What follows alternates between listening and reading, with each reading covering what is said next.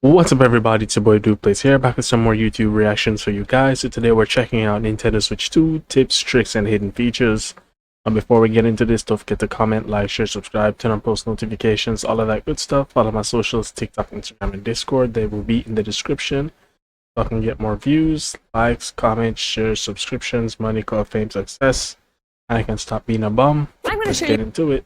The best tips, tricks, hidden features, and top things you can do on the Nintendo Switch 2 that'll make you love this bad boy even more. Let's go.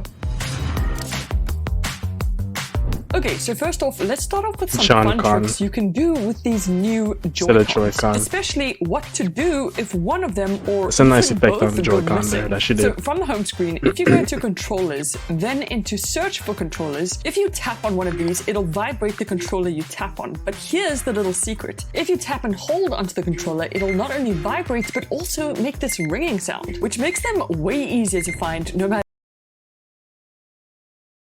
Okay, that's actually really useful. Yeah, I like that. Where they've gone missing. Yeah. But another little bonus tip is you can also use a JoyCon to find the other JoyCon. So again, make sure you're in here, then using the JoyCon stick, just make sure you select the missing JoyCon. Now you can press and hold either the A button to make the other controller ring, or you can click and hold any of these two top triggers, the plus button or the joystick. And now you'll never lose your controllers. Wow, Nintendo actually out here making useful stuff. Another awesome new trick you can do with these bad boys is add one of these grips that come with your Switch and turn it into a freaking mouse. This is just such a cool new feature for gaming. Yes, or we know about that. Navigating around the menus. And what's also really cool is if you go into settings and scroll down to controllers and accessories, in here you can choose the sensitivity of the mouse to be either fast, default, or slow. As you can see, the fast option is super speedy and responsive. And what's really nice is you can use either the left or right JoyCon as a mouse, depending on which you prefer. Back inside controller and accessories, make sure controller vibration is also turned on, because that way you got a way cooler gaming experience and you just get to feel all the action. But that's yeah, this is my only issue. This is one of my issues. I almost said only issue. This is one of my issues with the Steam Deck. It doesn't have that nice rumble motor. It has haptic feedback. I'm going to show it again for the millionth time. It comes from the feedback motor from the touchpad, so it's really nowhere near as good as the traditional controller vibration. Understandable, because, well, I mean, there's not that much space to put it in, and it would drain battery, I imagine, a bit. And then it'd probably be more expensive, so yeah, the Steam Deck doesn't have that. There's even more you can do. At least not the strength of the traditional controllers. With hidden dock settings and even a new way to share games. But before I show you those, here are 3 settings you've got to switch on. You've got to switch. Hold on. Is that Kristen Bell? It kind of looks like her. Alright, so if you want to load up games faster, then you need to do this. Go back into settings and this time select users. Then in here, toggle on skip selection screen. And what this will do is now when... Okay, I'm guessing this lets you skip the user. If you load playing up the game, software. Instead of asking you to pick the user, then load up the game, it'll straight up skip that step and instantly load the game, which is just much faster. Then another smart little tip is inside settings, you'll also find this Bluetooth audio option. And this is where you can pair and connect your wireless earbuds like Galaxy Buds, AirPods, or any other earbuds. And I even tried it with the Bluetooth speaker and it worked perfectly. Believe it or not, but this wasn't available on the original Switch for around 5 years. Yeah, because I was about to say that's standard Bluetooth connectivity. That's bare minimum technological, you know, a feature that's standard. But then she said that it wasn't available on Switch 1 for 5 years, which, as she's saying it, it's now jogging my memory that, oh yeah, you really couldn't do that. I think you had to just use the, what do you call it? The headphone jack. Yeah, that's really sad. And Nintendo really has no excuse for that. So it's good to see that it's available on the Switch 2 now. And for a smart little It would be a disgrace if it wasn't. I mean, it already was not being available on the first If you go back Switch. inside settings and scroll all the way down to system, and once in here you're going to look for console battery. Toggle this on so that you always have a clear view of how much battery you got left. I'll go over some more battery features later on, but for now, let me show you some sweet button tricks.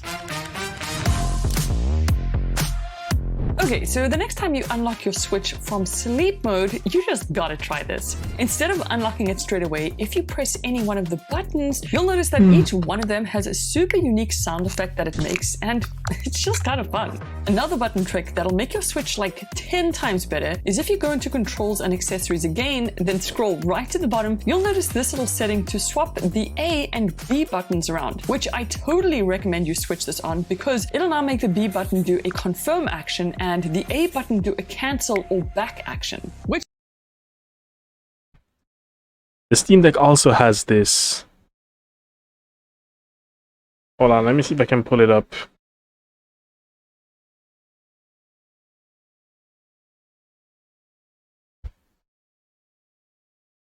Let me see if I can find the menu.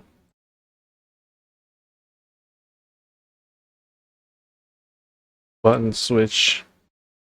Confirm switch.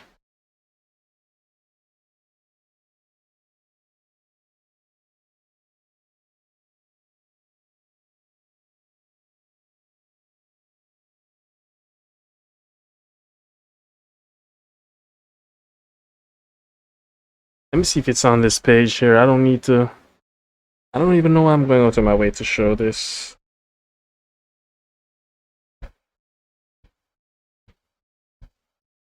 Yeah, I'm not sure if it's showing up here, but it says, you look at the screen, it should say use Nintendo layout.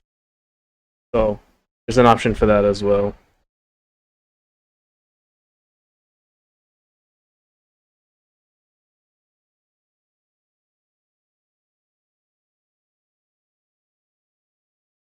My back is sweaty in this chair.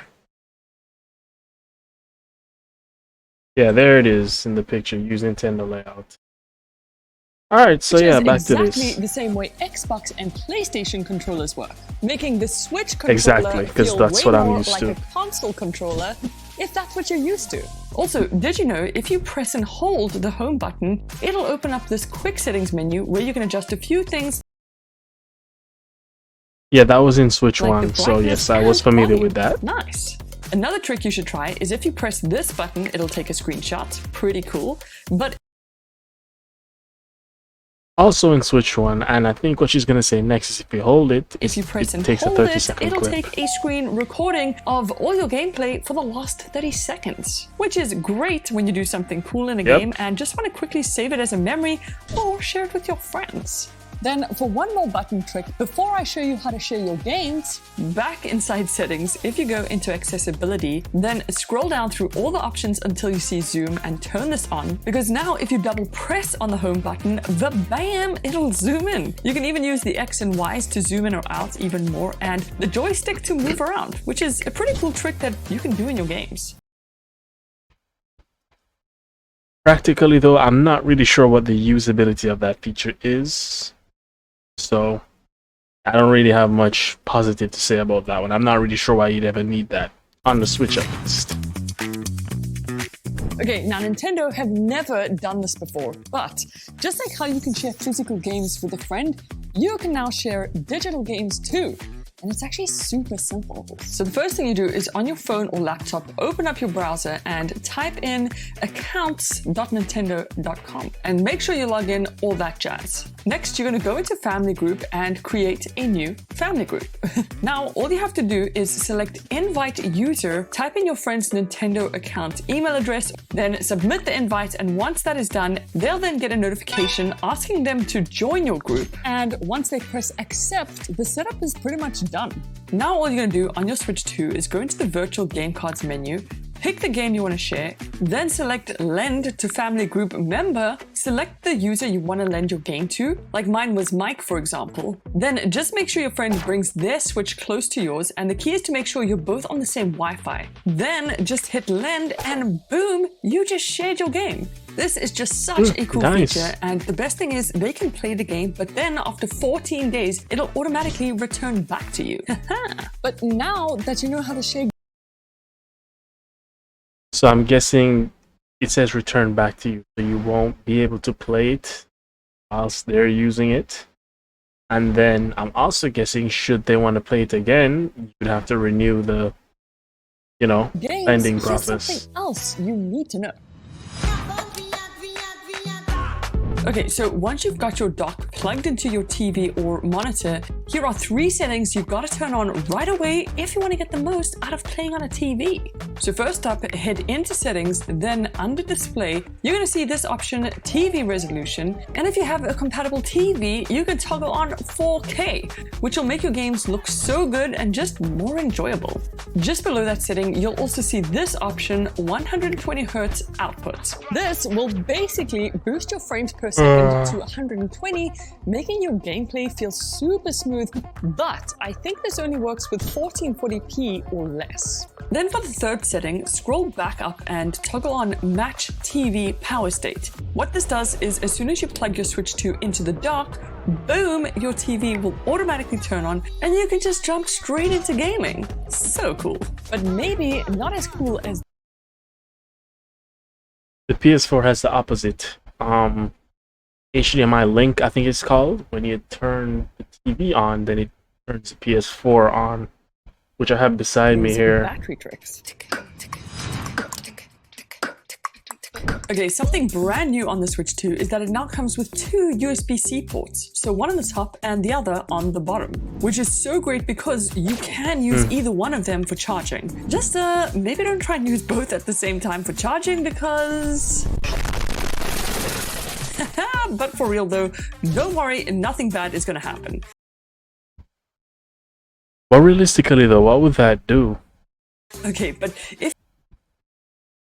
you do Would it want to charge try and faster? look after your Switch's battery, then back inside settings, I need if you to go into Google that system, later. if you scroll down, you'll see this setting to stop charging at around 90%. Basically, if you want your Switch battery to last for years and years, then keep this setting turned on. Otherwise, keep this setting off just for a few extra minutes of game time. Another trick you can try is if you've got a USB-C cable connected to your Switch and plug it into your phone.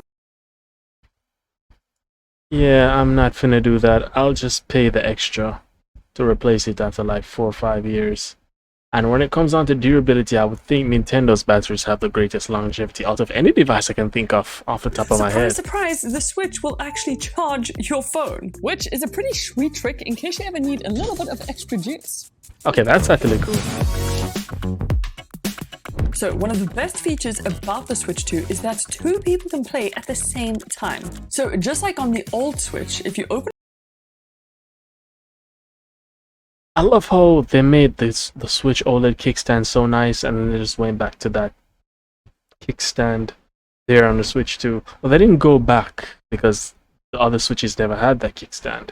They just regressed the design of the OLED one. The OLED kickstand is so superior. Why would they do that? And it takes more effort because they had to redesign that somewhat, I think. It's probably the same internal hinge mechanism as the OLED Switch. I prefer the OLED one. A game like Mario Kart, then select multiplayer and remove the first JoyCon. All you gotta do is tap the left and right button at the top and do the exact same thing then with the second JoyCon. And then you're pretty much good to go. It is literally that simple and you can play a ton of 2-player games. Just keep in mind that the first JoyCon you detach is the one that's actually going to be in control of all the menus. But there's actually now a brand new way to play dual player. And again, to set that up is super easy. So all you do is open up a multiplayer game, like Split Fiction for example. Then select Play Local Wireless and look for something called Game Share. Like this over here, then select it. Now here's the cool part. On your friend's Switch, all they gotta do is head into the Game Share menu, then select Join Game Share, and straight away they should see your game session. It should pop up almost instantly, then all they gotta do is select it. Finally, on your side, you then just click Start and boom, you and your friend can now play the exact same game, even though the original copy is just on your Switch. Honestly, this is just so freaking cool. I've only ever done that with Sparking Zero on PC. Steam allowed me and a friend to remote play because I owned the game on PC and he didn't. So like me and him were able to get some matches in. It was a bit laggy, but I'm surprised it even worked as well as it did. So I have experienced this only off of Sparking Zero, literally nothing else. Okay, now for some cool bonus tricks. Remember I showed you how to take screenshots? Well, check this out. Inside your gallery, if you open up the settings and tap on automatic uploads, then turn this on. Next, go onto your phone and download the Nintendo Switch app, then sign in. Now, what'll happen is every time you take a screenshot or screen recording on your Switch, if you go to your phone and open the app, you'll see all those screenshots or screen recordings have automatically been uploaded to the gallery. You can then open them up and save them directly to your phone or share them with anyone. Nice. My second bonus trick is actually a free app that everyone should get. So in the eShop, search for YouTube and make sure you download it. Now, it might not look like it, but YouTube is still working on fixing the app so that it works on the Switch 2, just like it works on the Switch and Switch Lite. So when it does... Yeah, something as basic as the greatest video watching platform on the planet. That should have been working before it even like the Switch 2 got released. It should have been operational. You can watch as much YouTube as you like. Then for my third bonus trick, back inside your... What's beautiful about it is you have the dock to just connect it to the TV. That's not to say that you don't have other devices you could have docked to the TV, but the Switch is just easy. Plop it in the dock, automatically pops up. If you go into System, in here you will find Console Lock. Turn this on, then follow the setup to make a password. And don't forget you can touch the screen to enter it in because the joysticks can be a little confusing. But once that is all done, you won't ever need to worry about anyone getting in and ruining your saved games because they'll need your console lock / password to get in. And for my final tip, make sure you save this video because with all these tips and tricks, you're definitely going to want to watch this again. So make sure you subscribe and I'll see you in the next one. Toodles! Okay, some of those I actually didn't know. That was a decent video. Yeah guys, so that was it. That was my reaction to tips, tricks, and hidden features on the Switch 2. Hope y'all enjoyed. See y'all in the next one. Goodbye.